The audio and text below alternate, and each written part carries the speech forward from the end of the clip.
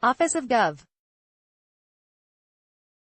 Rick Scott. Just before the November 2016 election, a federal judge forced the Florida Division of Elections to allow rejected absentee ballot voters to correct mistakes on their mailed-in forms.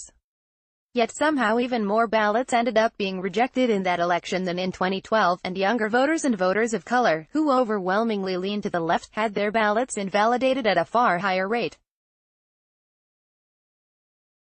That's the conclusion of a report released today by the American Civil Liberties Union of Florida, which says the results suggest a troubling trend of the state tossing out ballots from young and minority residents for reasons the group can't explain. All voters, regardless of race and ethnicity or age, face considerable hurdles when casting a mail ballot, the report reads.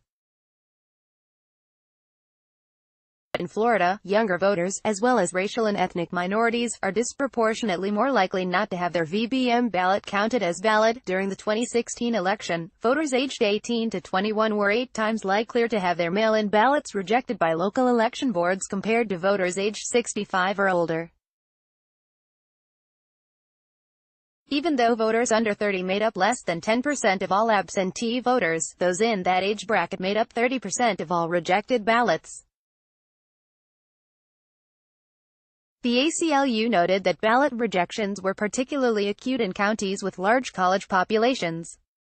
When broken down by race, the disparity between valid votes from white voters and voters of color somehow worsened between 2012 and 2016, when assessing the relative rejection rates of VBM ballots, although the nearly 245,000 black voters comprised only 8.9% of all voters casting a VBM ballot in the 2016 general election. They accounted for 16.9% of all voters who had their VBM ballot rejected. Nearly 1 in 4 rejected VBM ballots in 2016 were cast by Hispanics, although they accounted for only 13.9% of all VBM ballots cast that election. 10% of the nearly 28,000 rejected VBM ballots in 2016 were cast by members of other racial or ethnic groups, although they accounted for only 5.5% of all VBM ballots cast. White voters cast nearly 72% of all VBM ballots in 2016, but they accounted for less than half of all rejected VBM ballots in 2016. It's important to note that the ACLU's report does not suggest any sort of organized scheme to suppress left-leaning votes. Though the report doesn't rule out that possibility either. Instead, the report, compiled by University of Florida political science professor Daniel A. Smith, presents a dataset that should trouble anyone concerned with voting rights access across the state. Simply put, if you're younger or a voter of color, it's more likely that the state will reject your absentee ballot for submitting mismatched signatures or other similar violations. Smith says a whole host of factors could be influencing the disparity. Most notable, each of Florida's 67 counties collects vote-by-mail ballots slightly differently, and Smith chides Florida Secretary of State Ken Detzner for not standardizing that process. Smith also worries that some counties seem to be significantly worse at communicating with their voters, especially voters of color, than elections departments in other municipalities. Pinellas County, for example, is seen as the gold standard for elections departments statewide and rejects the fewest number of ballots. But the datasets are jarring. In both the 2012 and 2016 elections, roughly 1% of absentee votes were marked as invalid. In 2012, more than 24,000 mail-in ballots were rejected. In 2016, more than 27,700 ballots were invalidated, even though there were new mechanisms in place to solve problems with ballots submitted with mismatched signatures by 5 p.m. before Election Day. Smith notes the discrepancy seems bizarre.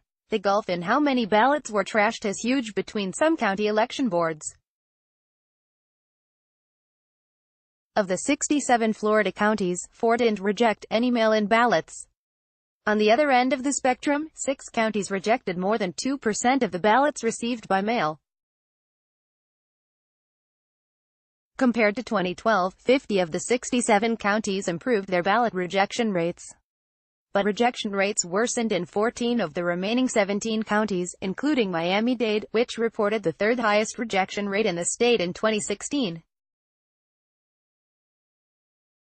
Miami-Dade also reported the third highest number of rejected black voter ballots and the seventh highest percentage of rejected Hispanic voter ballots. Miami-Dade also posted the second worst rate of rejected ballots from young people.